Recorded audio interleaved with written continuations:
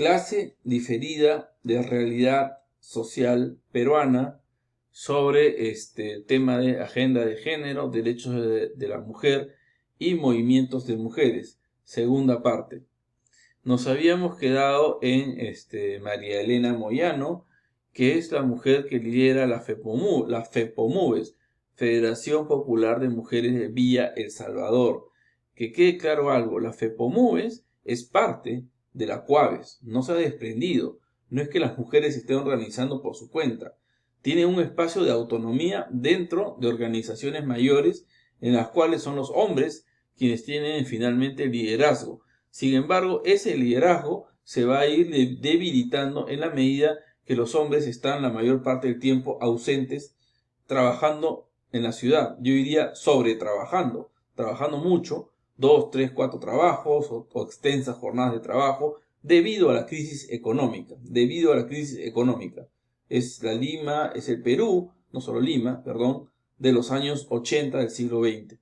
Entonces se van fortaleciendo estos espacios femeninos, pero siguen dentro de los espacios más grandes, ¿no?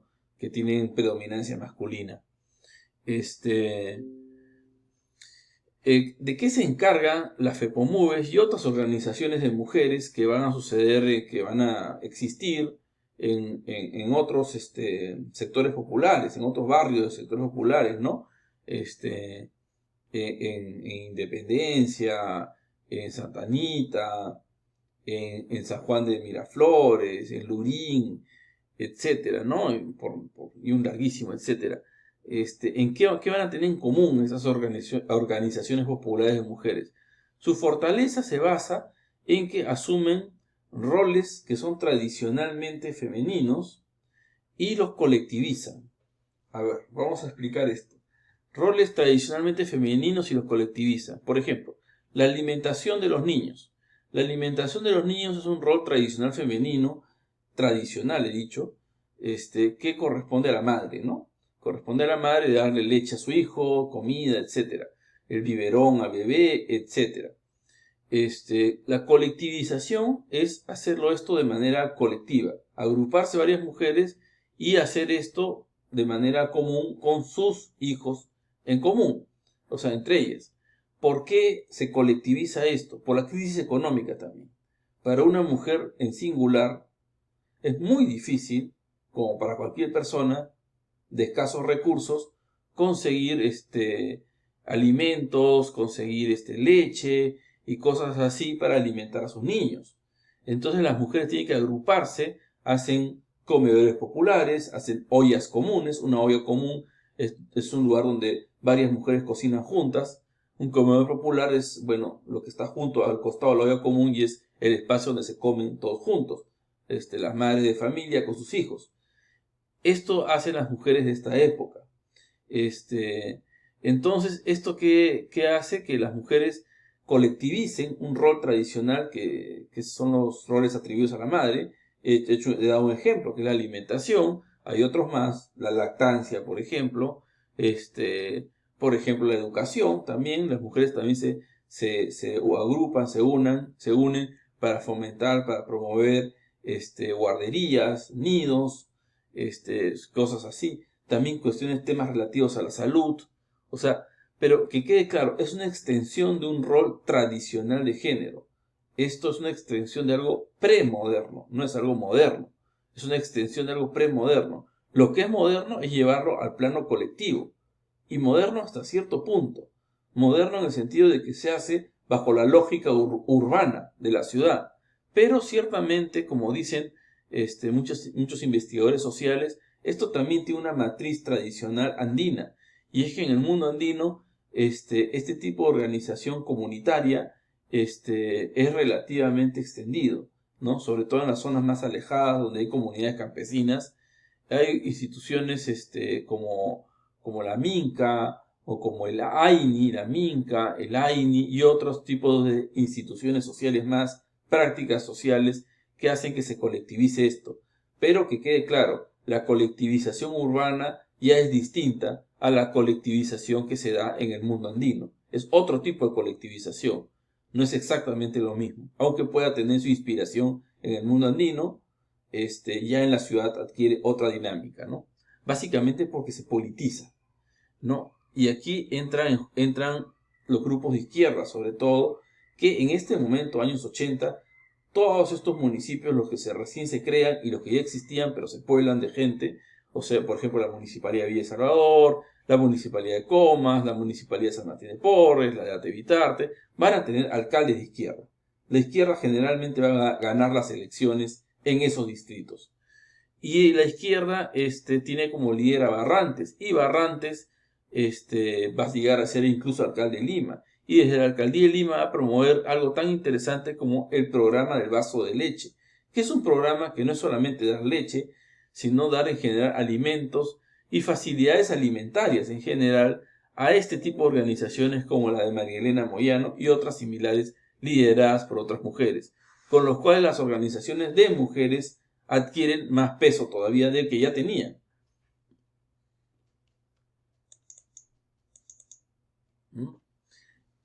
Entonces, con esto ya hemos dicho bastante.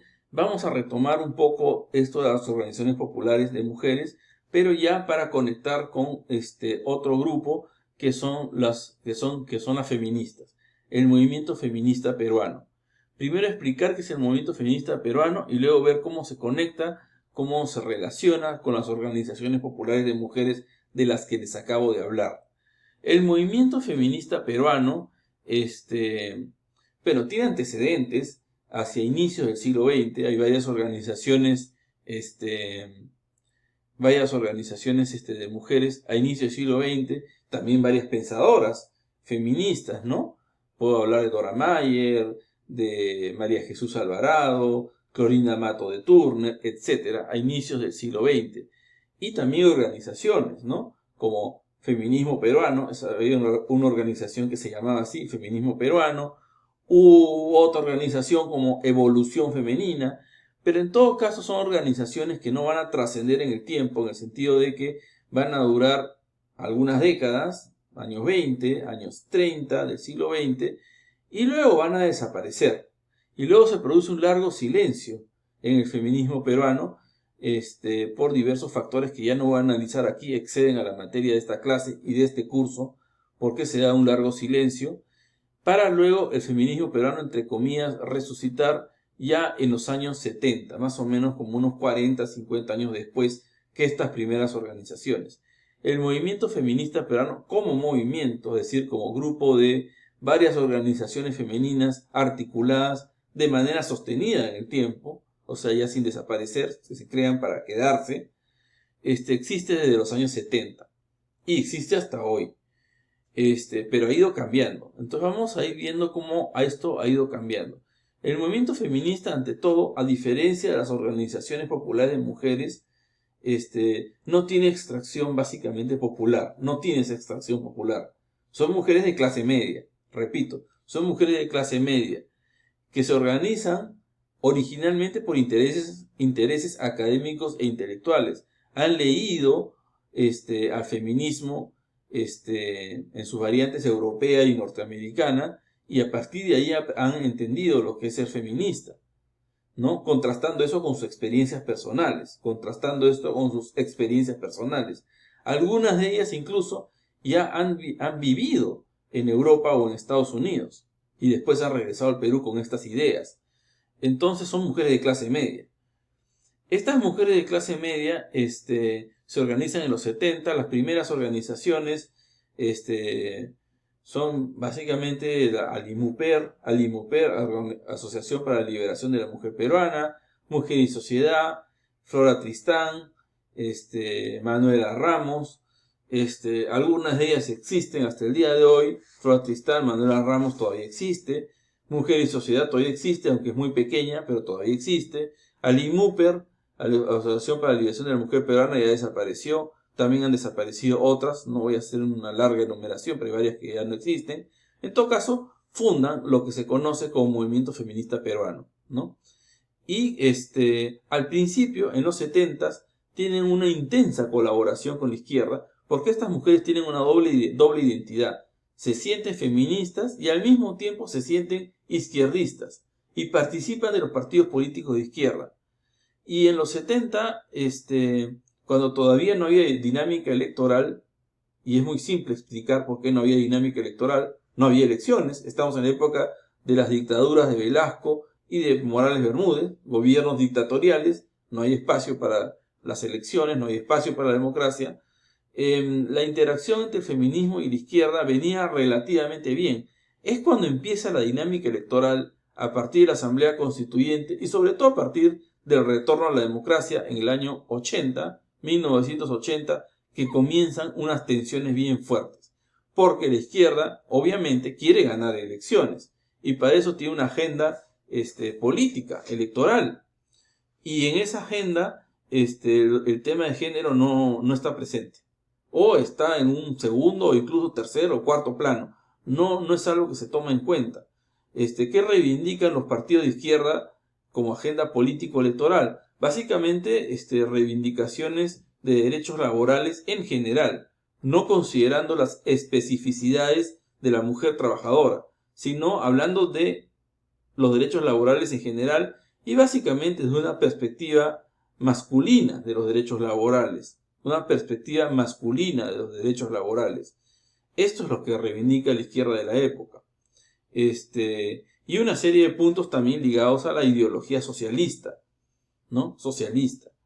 Y las feministas tienen su propia agenda. Temas como el aborto o el acceso a los anticonceptivos son parte de la agenda feminista que a los izquierdistas no es que les parezca mal, les parece impertinente, que es distinto. O sea, piensan, si vamos a hacer una campaña electoral, una campaña política, podemos hablar de muchas cosas, pero no tantas. No podemos hacer una agenda tan amplia porque si no, el pueblo no va a entender qué es lo que estamos queriendo decir. Por lo menos eso es lo que pensaban los líderes de izquierda, que son varones. Entonces dicen finalmente hay que priorizar. ¿Y qué es más importante, los derechos del trabajador o los derechos de la mujer? Bueno, los derechos del trabajador según los izquierdistas. Claro, por supuesto, ahí uno puede decir, pero los derechos de la mujer y los derechos del trabajador no tienen por qué ir divorciados. También hay mujeres trabajadoras, yo lo entiendo, pero los izquierdistas de esta época, los izquierdistas, hombres de esta época, no lo entendían así. Entonces van a decir que esto de reclamar el aborto, reclamar los anticonceptivos, etcétera, es algo que distrae a su agenda política y por lo tanto tiene que de momento apartarse, de momento hasta por tiempo indefinido ser dejado de lado. Las feministas no quieren esto, no les gusta y rápidamente comienzan tensiones, pugnas, etcétera, que terminan con feministas yéndose. Las feministas se terminan yendo de los partidos políticos de izquierda, abandonan su militancia izquierdista y se concentran en su militancia feminista.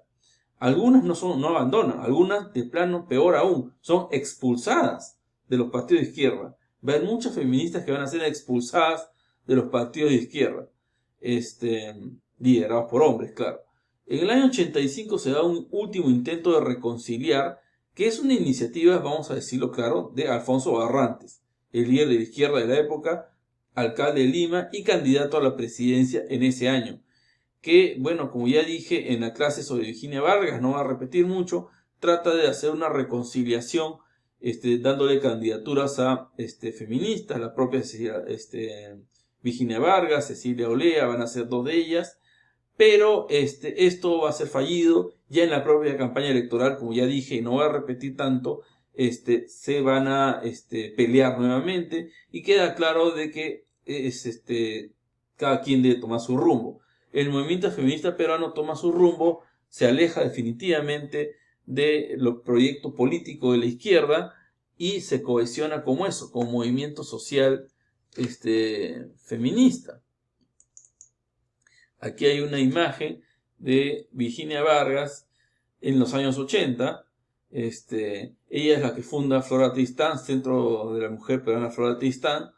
Ella es la líder de buena parte del movimiento feminista, la líder de Flora Tristán, y además es una persona bastante inteligente y una política muy hábil. Pero hay algo que quiero aclarar. Como digo, que es un movimiento social, es eso, es un movimiento que tiene reivindicaciones sociales de cara al estado de la sociedad. No es un movimiento que busque tener el poder político en sí, no es un partido político, repito, es un movimiento que es diferente. Continúo en la siguiente.